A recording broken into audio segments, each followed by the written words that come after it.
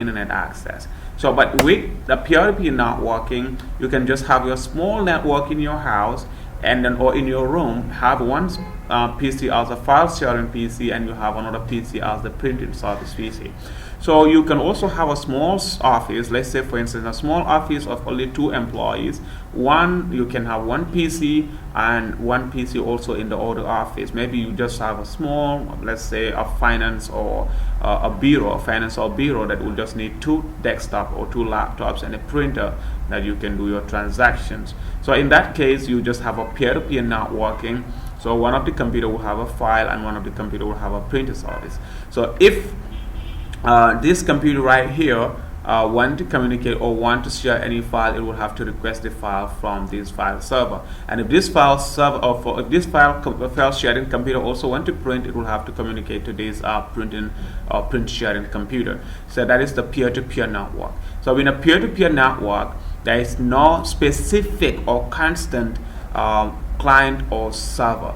Okay, so you have a separate software that will run on separate computers. So however, in a small business or home, it is typically for a client to also function as a server. That is it. In a client or in a peer-to-peer network, this can be a server at any time. It can also be a client. This one also can be a server at any time, and it can be a client at any time, depending on the request. So if this PC here, the file sharing PC, is requesting to print, it will request that service from this print sharing computer. Now this print sharing computer would now be the server, and the file sharing computer would be the client. Now if any time that this print sharing computer here want to share any file or want to retrieve any file from this file sharing computer, it will be the client at this moment, and then this file sharing computer would be the server. So you can see that in a peer-to-peer network or the peer-to-peer model, you do not have a specific router or a specific PC that has a specific role. Their roles are not stagnant. So in a peer-to-peer network, the advantage is that it is very easy to set up, it is less complex, and you do not have to spend much money because you don't need a switch, you don't need a router, you don't need an access point. All you need is a printer, 2 pieces. That's all. You just need to connect them with a cable, and that's all. The disadvantage is that there is no centralized administration. A centralized administration network is a network that is single-handedly administered by a single administrative control. Let's say, for instance, at Q Group, we have all our networks administered in Q Cell. So that's a single network administrative control. And then there is no security. I can use this computer and have access here, do anything. This one can also be on the file sharing computer and then have any access to the printer service or the print sharing computer. That is no security. It is not scalable. Scalability means network that can expand. Now at this moment, this PC has only one Ethernet port, this PC has only one Ethernet port, and this printer has one Ethernet port. So in that case, if you want to add another PC, that will also be another computer. Maybe let's say print sharing, file sharing. Okay, let's say we have another file sharing computer right here that will connect here. It's not possible because we do not have anywhere to connect it to this other computer here, because it does not have enough ports that it can connect to it. And also it is slower in terms of performance, okay, because it does not provide any kind of internet, and there is no network monitoring there. Alright, so we have networks, we have different types of networks, we have LANs and WANs. The internet is just basically WAN. So we don't have to mind about the internet because it's basically the WAN, the connection of WANs. So we have LAN, local area networks, and WAN, wide area networks. So what are local area network? A local area network is a network that has 2 or more devices connected within a geographical location. Let's say, for instance, okay, let us say, for instance, I have my computer at QuantumNet right here, and another computer in this lab, room 7. I have another computer connected in room 8. Now this is a LAN because I have the same network that these my computers are connected. That is the same LAN because I'm in the same building, the same company, and the same infrastructure. But if, for instance, I have my computer here, I want to communicate with a computer at QCell, for instance, from QuantumNet to QCell, I am not going to be on the same network with QCell. My network is in a different LAN than QCell. QCell have its own LAN, and I have my own LAN. Now, in order for my LAN to be able to communicate with QCell's local area network, I'll have to provide a WAN area network. That is a wide area network. A wide area network is a connection of two or more lines. A wide area network, if you want to define it like connection of lines, you can say a connection of devices in different geographical locations. So you may hear from other explanations or other videos or other documentations that we have LAN, we have WAN, we have MAN, we have SAN, we have PAN. All of those ones are confusing you. They're just gonna confuse you. These are the only two basic network connectivities. We have LAN and WAN. So SAN, PAN, MAN, they can all be either a LAN or a WAN, because basically we have to connect locally or we connect wide area or geographically. We connect globally. So it's locally or globally. And we have the SAN is storage area network, global network. We have the MAN, metropolitan area network, global network. We have the PAN, personal area network. That one is a LAN because it has to be connected within. So it is just a short period. So the internet is when you have those ones, you have that kill cell, you have that quantum net, you have I don't want to mention other competitors, but you can have many other networks, and then you have to connect them. We have our kill cell in the Gambia, the Sonatel in Senegal.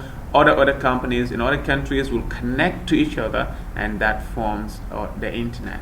So that's why I said the internet is the one. So the network has components. So a network can be as simple as a single cable connecting two computers, like the peer-to-peer network. But it can also be as complex as collection of networks that span the globe. So we can have many networks with many different network connectivity, many different networks, and all sort of things. But it's gonna be very complex. It can be simple. It can be complex. So the network infrastructure contains three broad categories of network components. So we have the devices, the media, and the services. So these are the three components of a network. The network, you have devices, the routers, the PCs, the computers, the laptops, the mobile phone. They are all categorized under devices, one component. Another category is the media, the copper media, the fiber, the wireless media. All of those ones are other components. And we have the services, that are the applications that are used to connect the devices. So network components, like I said, we have devices, but devices come in different formats or different forms. We have end devices, we have intermediate devices, or you can call it, we have host devices. So the end devices is where the message originates. So there are the let's say, for instance, my device right now that I'm using to communicate with you guys or communicate to you guys is my end device. So data will originate from here because it is my end device, and at your recipient point where you're going to download this video, you are also going to be on the end device. We have intermediate network devices. We have an intermediate device interconnect end device in the network. So we have our switches, wireless access points, routers, and firewalls. You can call this router or router, it doesn't matter. So routers and firewalls, all of these devices connect and provide inter-network connectivity. So we will have to understand it, because they just make it broad, like intermediate devices, but they're not all intermediate devices. We have some network access devices and we have some inter-network devices. Like the router and the firewall, the access point, they provide inter-network connectivity, but the switch only provide network access. We will come to that later in our subsequent videos. The management of data it flows through a network, and it's also the role of an intermediate device, including regenerating and retransmitting data signals. So the routers, what they can do is to forward packets from one network to another and make sure that they maintain the information about what pathways that are available. So the routers can create a path for which the packet would move. They also notify other devices of errors and communication failures. So all of these are things that intermediate devices would do. Hi guys, I'll be sending you this file that I'm using right now, these slides, so you guys can also go through it, and you can read online. If you have anything that you need to learn, you can go online. We have network media, like I said, is also a component of the network. Communication across the network is carried through the medium. So we have different mediums. We have copper using twisted and untwisted pair cables. We have fiber optic, multi-home, single home, fiber optic, fine.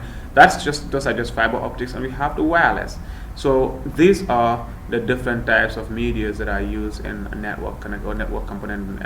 These are the network components. So wireless transmissions, we have the glass, that is fiber optic, and we have the metallic wires within cables, that is the copper. So like I said, so network representation is this way. So networks go through this. You will have your end device that connects to the intermediate device using this cable. So you can use wireless, you can use the media, any type of this media that you can use to connect the end device to another end device, or connect the end device to the intermediate device, and the intermediate device to another intermediate device. This is how the network is fixed. So the network have this. It is important for you to remember and understand the terms NIC. The NIC is a network interface card that allows the device to connect to the network. A device that does not have a NIC, functional NIC, cannot connect to the internet. Physical port and interface. Ports are not configurable with IP address, and interfaces are configurable with IP. So that's the difference between port and interface. Ports transmit the frames, but they are not configurable with IP address. They don't make forwarding decisions. Interfaces do forward IP packets because they are configured with IP address. So the topology diagrams, we have two types of topologies, or two types. We have the physical topology and the logical topology. Is basically the architecture of the network, how the network is designed. So you may see this even with your building. When for instance you want to build a house, your architect would provide you with a finished plan and the flow design. So that's what you have here. Network design must be physically drawn out or sketched on a paper that will show how the network will perform, and the logical is the IP address, device names, and so on and so forth. So the types of networks, like I said, we have LAN and WAN. So I explained that one, but we have other types of network that I said might either be a LAN or a WAN, like the metropolitan network, the wireless LAN, and the storage area network. So this storage area network bring this cloud computing. You will have to understand that later. There are three characteristics of LAN. We have they span small geographical area, and they work in only one geographical scope of a LAN. And usually they are administered by a single organization, and most of the time they are called autonomous systems. So the wide area network has characteristics, that is, it interconnect LANs. So that's why they say connection of LANs. That's why they say WAN is the connection of LANs. They're usually administered by multiple service providers like QCell, Sanatel, and so on and so forth. Those are WANs. So we have WANs typically provide slower speed links between LANs, and that's it. LANs are faster, but WANs are basically slower because it has to go through different networks. Some will be fast and some will not. So the internet is a worldwide connection of internetwork LANs and WANs. So LANs are connected to each other using WANs, and those WANs are then connected to each other using copper wires, fiber optic, and so on, that provide what we call the internet. So the internet is not owned by any individual group or organization like QCell or Sanatel, but it is maintained by these structures, that the IETF, the ICANN, and the IAP. So you guys can go through these organizations. You just read about them. You can just type IETF on your Google search, and then you will see information about IETF and what they do, what this task force does, and what ICANN does, and what IAP does. You can just, because it's a short video, so I don't want to go through all these explanations. I just allow you guys to go to the internet and search about these bodies.